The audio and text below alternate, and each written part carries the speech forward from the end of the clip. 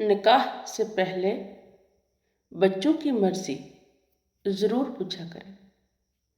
آپ نبی کریم صلی اللہ علیہ وآلہ وسلم کے امتی ہیں، زمانہ جاہلیت کے کافر نہیں۔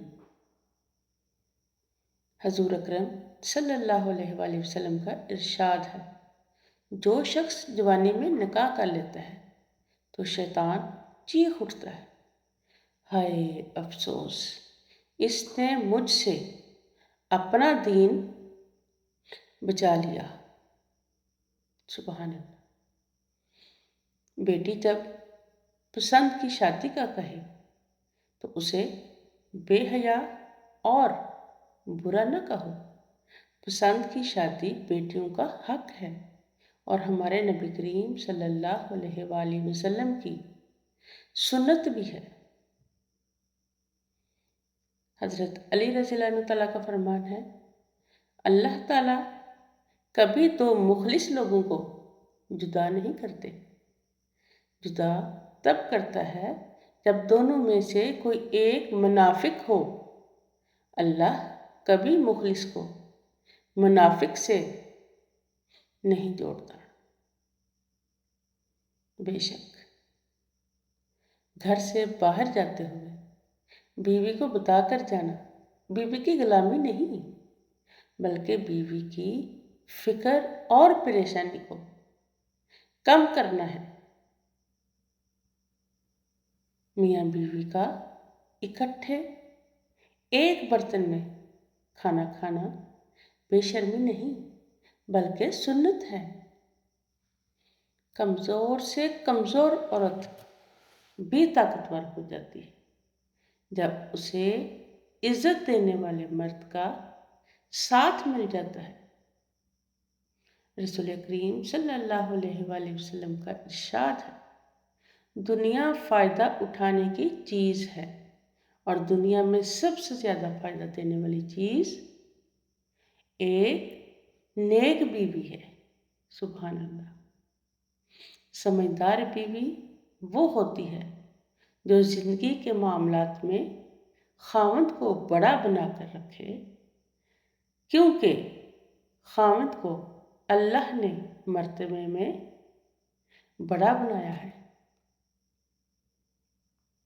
بہترین ہمسفر کی سب سے بڑی خاصیت یہ ہے کہ وہ آپ سے اختلاف اور ناراضگی کے باوجود بھی آپ کا خیال رکھنا اور فکر کرنا نہیں چھوڑتا۔ عورت کھلونا نہیں ہے اور نہ ہی زحمت، وہ رب کریم کی بنائی ہوئی ایسی خوبصورت نعمت ہے جو موت کی گود میں جا کر زندگی کو جنم دیتی ہے۔ مرد عورتوں کو توڑنا اور انہیں رلانا چھوڑ دیں گے جس دن وہ یہ بات سمجھ جائیں گے کہ نبی کریم صلی اللہ علیہ وآلہ وسلم نے فرمایا، عورتوں کے معاملے میں اللہ سے ڈرو۔ جو خوبصورت اور پاکیزہ بیوی مرد سے خود کو ایک درجہ کم سمجھ لے تو اللہ تعالیٰ اسے ماں کی صورت میں 3 درجے بلندی عطا فرماتا ہے۔ ماشاءاللہ۔ خوش نصیب ہے وہ عورت جس کو شوہر کا بازو تکیے کے طور پر میسر ہو۔ تم عورت کی قربانی کی بات کرتے ہو، اپنے ماں باپ کو چھوڑ کر تمہارے گھر آتی ہے۔ کیا تم چھوڑ سکتے ہو اپنا گھر؟ کیا تم چھوڑ سکتے ہو اپنا رہن سہن، اپنے طور طریقے؟ ہرگز نہیں۔ یہ تکلیف صرف ایک عورت ہی جانتی ہے۔ سبحان اللہ۔ شوہر کو اپنی بیوی کے لیے اتنا اچھا ہونا چاہیے کہ بیوی دعا کرے کہ میری بیٹی کو بھی آپ جیسا ہمسفر ملے۔ روز قیامت اللہ تعالیٰ کے ہاں بدترین بندہ وہ ہوگا جو اپنی بیوی کے ساتھ رازدارانہ تنہائی اختیار کرے، ازدواجی تعلق قائم کر لے اور پھر اسے باہر بیان کرتا پھرے۔ تعریف کرنے سے حوصلہ بڑھتا ہے، دل کو اطمینان ملتا ہے۔ بیوی اتنی محنت سے کھانا پکاتی ہے، کھانا ٹھیک نہ پکا ہو تو فوراً منہ پر کہہ دینے کہ کیسا کھانا بنا دیا۔ کئی تو اس بات پر شدید غصہ کرتے ہیں، مگر جو سال کے 364 دن اچھا کھانا پکاتا، اس کی ایک دن بھی تعریف نہیں کی۔ یہی سب سے بڑی خامی ہے جو ازدواجی تعلقات کو خراب کرتی ہے کہ ہم تعریف کرنا بھول جاتے ہیں مگر خامی کا فوراً بتا دیتے ہیں۔ نبی کریم صلی اللہ علیہ وسلم کا فرمان ہے، ملائکہ کسی خوشی کے موقع پر حاضر نہیں ہوتے مگر 2 موقعوں پر، جن میں سے ایک وہ ہے جب شوہر اپنی بیوی سے ہنسی مذاق کرتا ہے۔ مرد بیوی سے بے پناہ پیار کرتا ہے، یہ اللہ کی ایک نشانی ہے، اور اس کے نشانیوں میں سے ہے کہ تمہارے ہی جن سے بیویاں پیدا کی تاکہ تم ان سے آرام پاؤ۔ اس نے تمہارے درمیان محبت اور ہمدردی قائم کر دی۔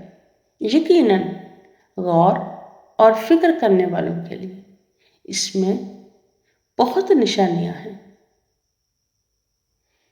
بیوی کے حقوق، اور جب تم کھاؤ تو اسے بھی کھلاؤ، جب تم پہنو یا کماؤ تو اسے بھی پہناؤ، چہرے پر نہ مارو، برا بھلا نہ کہو، اور گھر کے علاوہ اس سے جدائی اختیار نہ کرو۔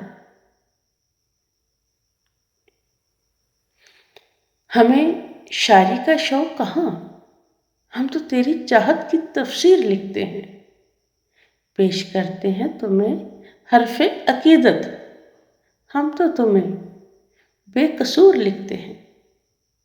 دنیا کا پہلا رشتہ، اللہ پاک نے دنیا میں سب سے پہلا رشتہ بنایا وہ میاں بیوی کا تھا، اور پھر سارے رشتے بعد میں بنائے، اور پھر یہ رشتہ تو ہے ہی ایسا کہ کتنی بھی دھوپ چھاؤں آئے اس رشتے میں ایک دوسرے کے بغیر گزارا نہیں ہے۔ اللہ پاک تمام زوجین میں پیار محبت بڑھائے رکھے اور گھروں میں خیر و برکت رکھے، آمین۔ یہ سچ ہے کہ ماں کے بعد بیوی ہی وہ عورت ہے جو مرد کا سب سے زیادہ خیال رکھتی ہے۔ دیر سے گھر آنے پر جس کا چہرے پر سب سے زیادہ پریشانی ہوتی ہے وہ ماں کے بعد بیوی ہی ہے۔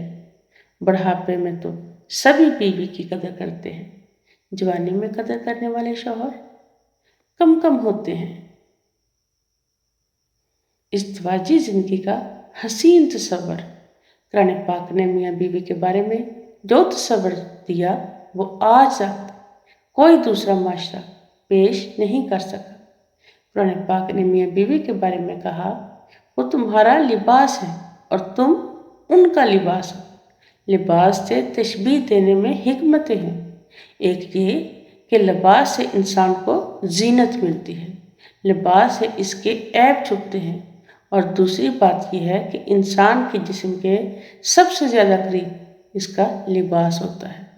تو بیوی کو خاوند کے لیے لباس کہا اور خاوند کو بیوی کے لیے لباس کہا کہ اب تم دونوں ایک دوسرے کے اتنا قریب ہو جتنا قریب لباس ہوا کرتا ہے۔ اب بتائیے قرب کا اس سے بہتر تصور کوئی دوسرا پیش کر سکتا ہے؟ کریم صلی اللہ علیہ وسلم نے فرمایا، مسلمان مرد کے پاس اسلام کے بعد سب سے قیمتی چیز اس کی بیوی ہے۔ سبحان اللہ۔